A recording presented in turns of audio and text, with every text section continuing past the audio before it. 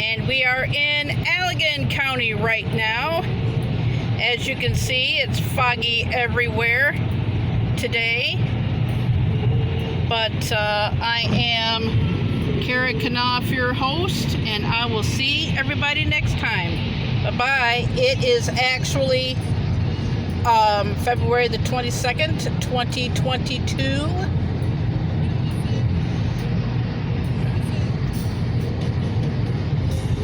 Yeah, it's foggy everywhere. At least the rain stopped.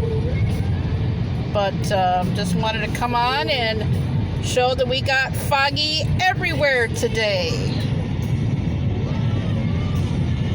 So I just wanted to come on. I think we're near Door. Yeah, we're near Door. But